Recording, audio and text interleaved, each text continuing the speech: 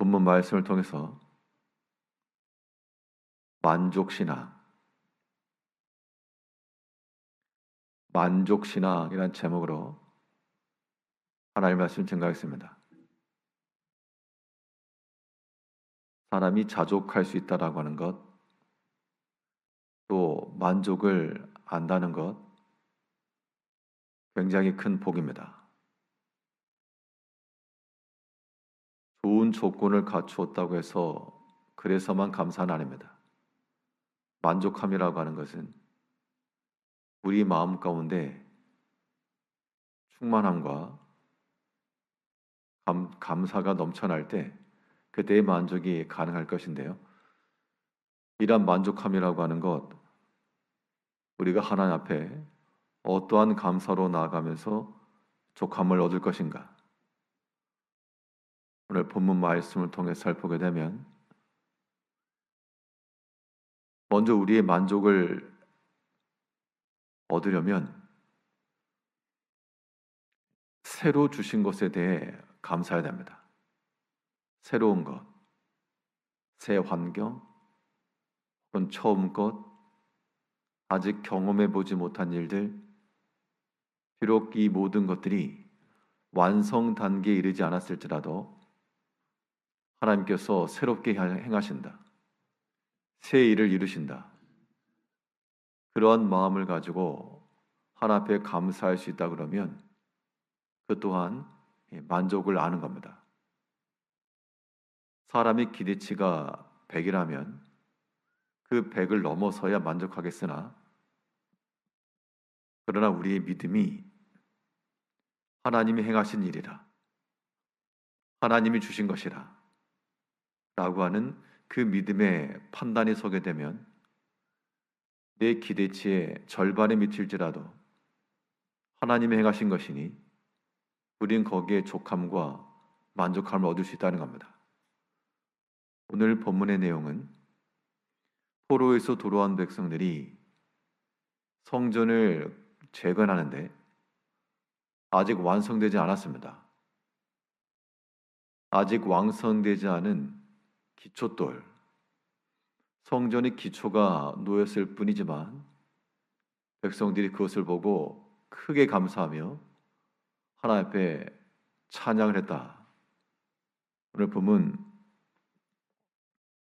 12절에서 11절을 보게 되면 찬양으로 화답하며 여호와께 감사하여 이르되 주는 지극히 선하심으로 그의 인자하심이 이스라엘에게 영원하시도다 하니 모든 백성이 여호와의 성전 기초가 놓임을 보고 여호와를 찬송하며 큰 소리로 즐거이 부르며. 포로에서 돌아온 백성들이 성전을 건축했는데 아직 완성이 안 됐습니다. 단지 성전의 기초를 놓았을 뿐입니다. 성전의 기초라고 해봐야 아직 어수선하고 형태도 갖춰지지 않았고, 그럼에도 불구하고 그 백성들이 어떻게 했는가 하니 그 성전 기초가 놓임을 보고도 여호와를 찬송하며 큰 소리로 즐거이 불렀다 하겠습니다. 이러한 믿음의 반응이 있었기 때문에 그 기초돌, 그 작은 것이라도 하나 앞에 큰 감사로 나올 수 있었습니다. 백성들 입장에서 보게 되면 처음 본 거죠. 처음. 성전이라고 하는 것을 말로만 들었는데 이 포로지에서 살아 태어났던 자녀들이 예루살렘을 알지도 못했고 그 솔로몬 성전을 보지도 못했으나 부모로부터 전해 들었다 하나님의 성전이라고 하는 것을 보고 하나님께 주신 것으로 알고 거기에서 기뻐한 것인데요. 이제 우리의 삶 속에서도 하나님이 주신 것인지를 우리가 깨달아야 됩니다. 그것이 우리에게 새로움이에요. 분명 사람의 만족의 기대치라고 하는 것은 끝이 없어서 영원히 만족시키지 못할 것이나, 그러나 믿음으로 우리의 바닥을 만들고 벽을 만들면 이제 거기에는 하나님의 은총이 넘치고 가득 차고 종국에는 흘러 넘칠 수가 있는 겁니다.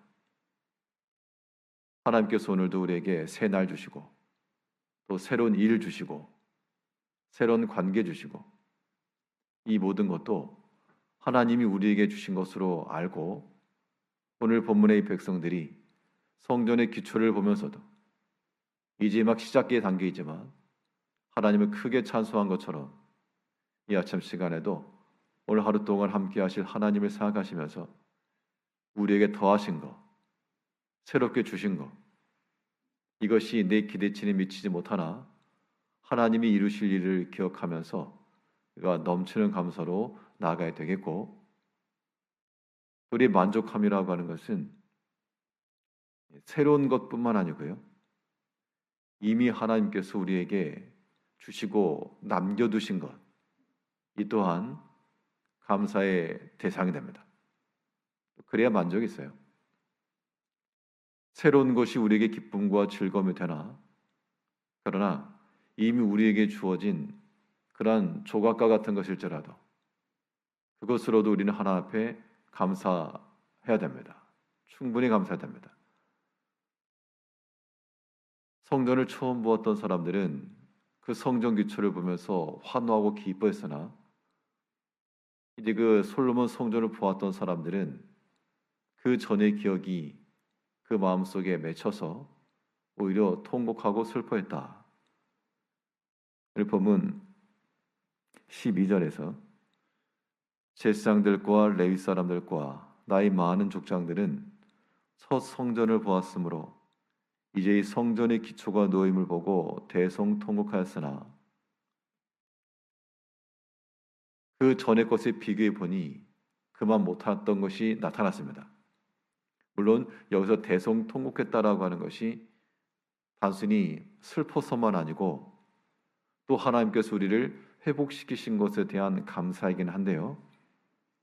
그런데 그 전에 비하면 지금 현재의 것은 너무 조각입니다. 작은 거예요. 도대체 감사가 나올 수가 없습니다.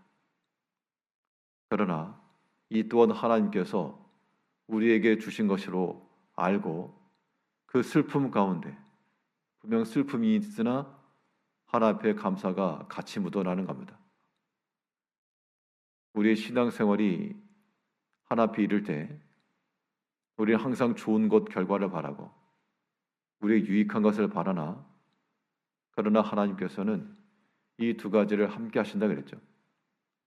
그래서 오늘 본문을 봐도 이 백성의 무리 가운데 기뻐하는 것과 통곡하는 것이 함께 이루어지고 있습니다. 본문 13절에서 백성이 크게 외치는 소리가 멀리 들리므로 즐거이 부르는 소리와 통곡하는 소리를 백성들이 분간하지 못하였더라. 사람들이 반반 나뉘었다 라고 하는 것을 말하는 것보다는 하나님께서 행하시는 그 일에 우리가 쓰임 받을지라도 어떤 경우에는 기쁘고 즐거이 나아갈 때가 있고 또 어떤 경우에는 슬피 울며 통곡하며 나아갈 때가 있다는 것인데 그렇다고 해서 그것이 실패이거나 혹은 낭망의 이유가 아니라 그 또한 우리의 기쁨 가운데 포함되어야 될 것을 보여주고 있는 겁니다. 슬픔과 탄식도 하나님 앞에 드려져야 될 기쁨의 재료요, 감사의 이유요, 우리가 만족할 만한 대상이 되는 겁니다. 우리에게 새로운 것을 주신 것도 하나님 앞에 감사요. 또 다 떨어져 나가고 일부 조각만 남았을지라도 하나님이 남겨주신 것이니 그 또한 슬픔과 통곡이 있을지라도 우린 주 앞에 감사함으로 이르러야 됩니다. 예수님께서 오병이어 기적을 일으키신 후 그 남은 것을 버리지 말고 다 주워 담아라. 조각을 거두니까 12광주리에 가득 찼다 그랬습니다. 이제 우리에게 새로운 것이 없고 새로 주어진 것 없고 항상 동일한 모습처럼 보일지라도 조각들 주셔야 돼요. 조각들.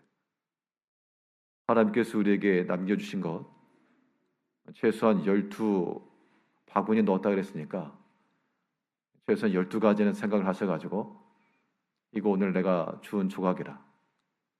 오늘 다른 것 없으면 나 이것으로 하나님께 감사하겠노라. 그 마음을 지니는 거 필요합니다. TV 방송을 봐도 항상 새로운 것만 아니고요. 뭐 재방송을 틀어도 얼마든지 볼 수 있습니다. 하나님께서 우리 가운데 이미 베푸셨던 것, 지난날에 속한 것일지라도 재방송한다.